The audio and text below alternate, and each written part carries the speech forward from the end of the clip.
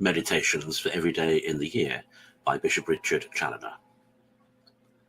Tuesday within the octave of the Ascension. On the exercise of fraternal charity.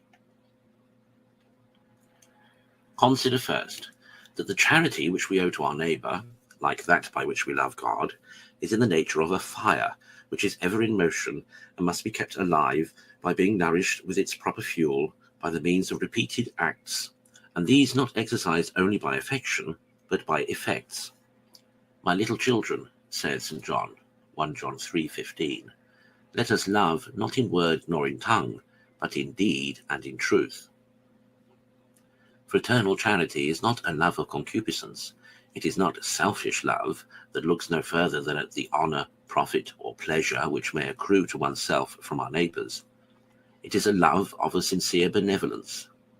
Now, as it is the nature of the love of benevolence to desire, to seek, to procure, and to promote whatever may be for the real good of the person beloved, to be delighted with all that is to his advantage, and to be concerned at all that hurts him, so this benevolent love which we owe to our neighbours, by virtue of the precept of fraternal charity, is to be kept alive in our souls by repeated acts of its own kind, by frequently exercising in favour of our neighbours as well as the spiritual as the corporal works of mercy, with a pure intention of God's glory and their welfare, by bewailing their errors and vices, by earnestly praying for their conversion and salvation, and neglecting nothing in our power to procure it.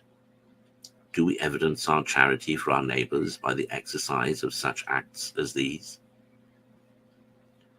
Consider, secondly, that the love of true charity, which we are commanded to bear our neighbours, is to love them for God's sake, to love them in God, and in order to God. Fraternal charity is a branch of that same divine virtue by which we love God, and ought ever to be grounded upon the same divine motive of God's own infinite goodness. No carnal, worldly, or natural affection influenced by flesh and blood, or by any other consideration but God, can be called charity. If then we would fulfill this great precept, we must not content ourselves with loving our neighbours at any rate. Heathens and publicans often love one another and assist one another, and yet they are void of divine charity. But we must love according to God and with relation to God. We must love in our neighbours the image of God. We must consider them as made by him and for him, and as redeemed by the precious blood of his Son. We must love them for his sake, and because it is his holy will and commandment.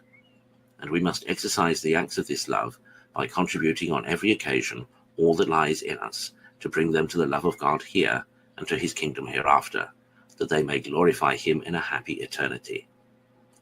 This is truly charity indeed.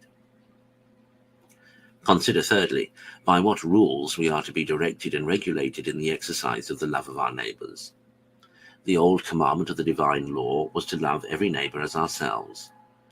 The new commandment of the gospel of Christ is to love every neighbour, even as Christ has loved us. John 13:34.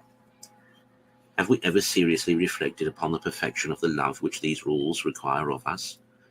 To love our neighbours as ourselves. Oh, how tender is the love we bear ourselves! How intent upon our own welfare! How sensible of everything that we apprehend as an evil to us! Is the love of our neighbours anything like this? Do we treat them as we would desire to be treated ourselves? Are we concerned at the evils which befall them as if they had befallen ourselves? I fear we cannot say it. Again, to love our neighbours as Christ has loved us. Oh, what a love is this! He has laid down his very life for the love of us, and this without any desert on our side. For we deserve nothing but hell. We were his enemies by sin. Can our love for our neighbours stand the test of this rule? Are we willing to part with so much as our own humour, our convenience or inclination, our pleasure or satisfaction for the love of our neighbours, and rather than give them occasion of grief or sin? If not, how far are we from loving our neighbours as Christ loved us? Conclude. to exercise daily repeated acts of fraternal charity, both in the affective and the effective way, lest otherwise thy love for thy neighbours, for want of nourishment, quickly languish away and die. Have thy eye always upon those two great rules of charity, and regulate thy love accordingly.